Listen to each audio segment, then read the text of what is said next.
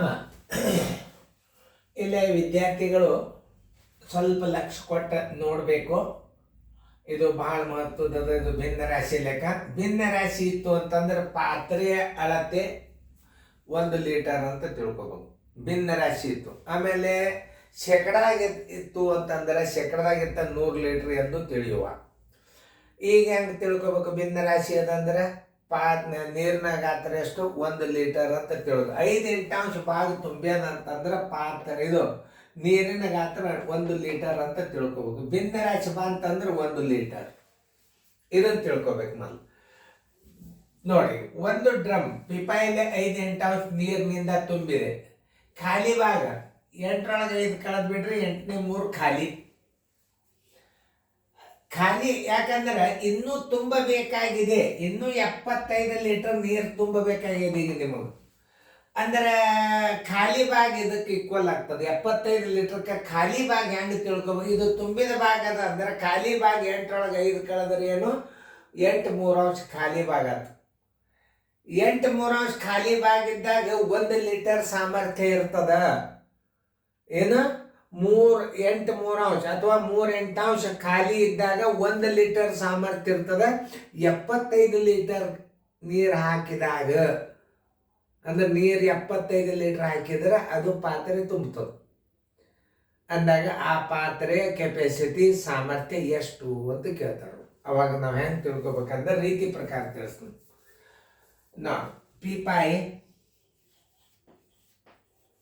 ಪೀಪಾಯಿ ಸಾಮರ್ಥ್ಯ, ಪೀಪಾಯಿಯ ಸಾಮರ್ಥ್ಯ 1 ಲೀಟರ್ ಆಗಿರಲಿ. ಯಾಕ? ಭಿನ್ನ ರಾಶಿ ಅದದು. ಪೀಪಾಯಿಯ ಸಾಮರ್ಥ್ಯ 1 ಲೀಟರ್ ಆಗಿ ತುಂಬಿದ ಭಾಗ ಬರೋಬ್ಬರಿ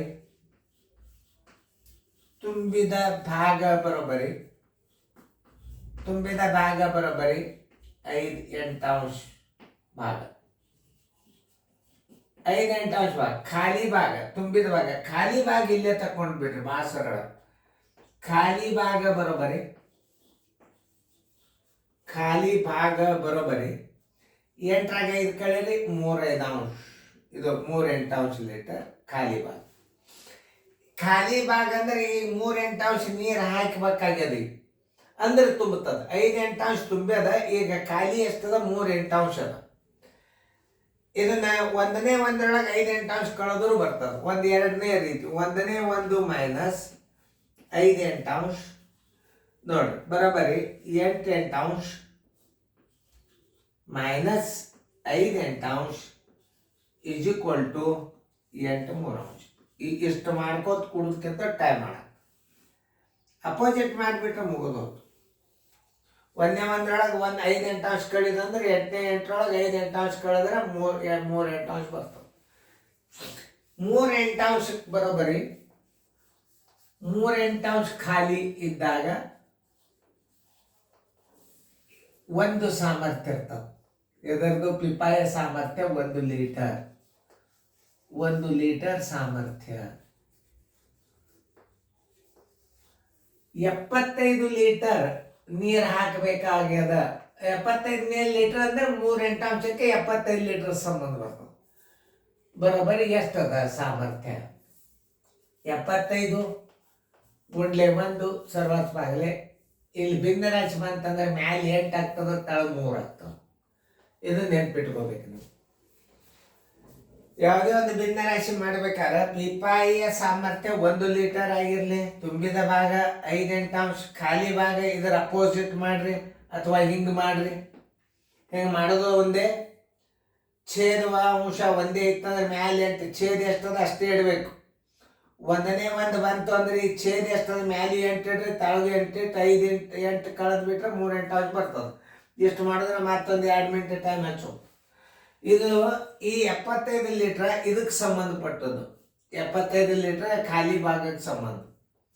75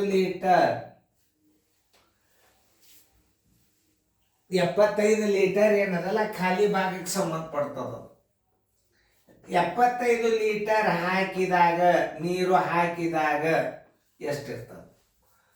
ಖಾಲಿವಾಗಿ 3 ಜರ್ ಖಾಲಿ ಇತ್ತಂದ್ರೆ 1 ಲೀಟರ್ ಸಾಮರ್ಥ್ಯ ಇರ್ತದೆ. 75 ಲೀಟರ್ ಆ ಖಾಲಿ ಜಾಗಕ್ಕೆ ಎಷ್ಟು ತುಂಬಬೇಕಾದ್ರೆ ನೀವು 75 ಲೀಟರ್ ತುಂಬಬೇಕಾಗ್ಯದ.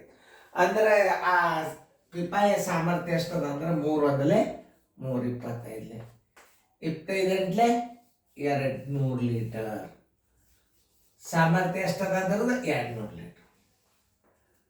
ಪಿಪಾಯಿಯ ಸಾಮರ್ಥ್ಯ ಬರೋಬರಿ ರೀತಿ ಪ್ರಕಾರ ಗೊತ್ತಲ್ಲ. ಪಿಪಾಯಿಯ ಸಾಮರ್ಥ್ಯ 200 ಲೀಟರ್. ನೋಡಿ 200 ಲೀಟರ್ ಅಂತಂದ್ರೆ ಉತ್ತರ ಸಂಖ್ಯೆ ಎಲ್ಲಿದೆ ನೋಡ್ರಿ, ಎ. ನೋಡ್ರಿ ಈಗ ಎರಡೂ ರೀತಿ ತೋರಿಸ್ತಾನೆ. ಈಗ 75 ಈಗ 200 ಲೀಟರ್ ಸಾಮರ್ಥ್ಯ ಅದ. 200 ಲೀಟರ್ ಸಾಮರ್ಥ್ಯ ಅದ, ನೆನ್ಪಿಟ್ಕೋರಿ. 200 ಲೀಟರ್ ಸಾಮರ್ಥ್ಯ ಅದನ ಅಥವಾ ಇಲ್ಲ ನೋಡಿ, ಸುಮ್ ತಾಳೆ ಮಾಡಿ ನೋಡಿ. 75 ಲೀಟರ್ ಖಾಲಿ ಅದ. ಇನ್ನು 275 ಕಳೀರಿ 125 ಆಯ್ತು. ಇದನ್ನು ಕನಿಷ್ಠ ರೂಪಕ್ಕೆ ತಗೋರಿ. ನೋಡ್ರಿ 25 3 25 8 200. ನೋಡ್ರಿ ಇದ್ರದ್ದು ಖಾಲಿ ಭಾಗ 3 8 ಅಂಶ ಮಾಡ್ತಿಲ್ಲ ನೋಡ್ರಿ. ತುಂಬಿದ ಭಾಗ ನೋಡ್ರಿ 25 5 25 8 ನೋಡ್ರಿ ಎಷ್ಟು ಮತ್ತು ಖಾಲಿ ಭಾಗ 5 8 ಅಂಶ. ನಿಮಗೆ ಸುಮ್ಮನೆ ನಾನು ತಿಳಿಸಿ ತೋರಿಸಿದ್ದೆ. ನಾನು ಕರೆಕ್ಟ್ ಅದನೋ ಇಲ್ಲೋ. 125 ಅಲ್ಲಿ ನೀರು ತುಂಬಿದಂತ ಅರ್ಥ. 5 8 ಅಂಶ ಭಾಗ ಅಂದ್ರೆ ಎಷ್ಟು ತುಂಬಿದಂಗ ನೀರ 125 ಲೀಟರ್ ತುಂಬಿದಂಗ. ನೋಡ್ರಿ ಸರಿಯಾಗಿ ಅರ್ಥ ಮಾಡ್ಕೋ. ಪಿಪಾಯ ಸಾಮರ್ಥ್ಯ 1 ಲೀಟರ್ ಆಗಲಿ, ತುಂಬಿದ ಭಾಗ 5 8 ಅಂಶ, ಖಾಲಿ ಭಾಗ 5 8 ಅಂಶದ ವಿರುದ್ಧ 8 3 ಅಂಶ ಖಾಲಿ ಭಾಗಕ್ಕೆ ಸಂಬಂಧಪಡ್ತದೆ 75 ಲೀಟರ್. 3 8 ಅಂಶ ಖಾಲಿ ಇದ್ದಾಗ 1 ಲೀಟರ್ನ ಸಾಮರ್ಥ್ಯ 1 ಲೀಟರ್ ಸಾಮರ್ಥ್ಯ 1 ಲೀಟರ್ ಸಾಮರ್ಥ್ಯ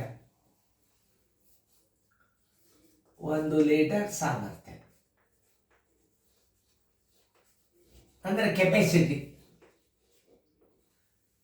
ಅದರ ಲೀಟರ್ ಎಷ್ಟು ಸಾಮರ್ಥ್ಯ ಹಿಡಿತದಪ್ಪ ಅಂತಂದ್ರೆ 1 ಲೀಟರ್ ಹಿಡಿತದ. 75 ಖಾಲಿ ಜಾಗ ತುಂಬಿದ್ರೆ ಆ ಪಾತ್ರೆ ಅಳತೆ ಎಷ್ಟಿರ್ತದೆ 200 ಲೀಟರ್. ಬೇಕಾದಂಗೆ ತಲೆ ಇತ್ತು ಇಂಥವು ಗಾಡಿ ಇಂಥವೆಲ್ಲ ಗಣಾಕೃತಿಗೆ ಸಂಬಂಧಪಡ್ತಾವ. ಇಂಥವನ್ನೆಲ್ಲ ಗಣಿತಗಳನ್ನ ಸರಿಯಾಗಿ ನೋಡ್ಕೋರಿ, ಚಂದಂಗೆ ಬಿಡಿಸೋಣ.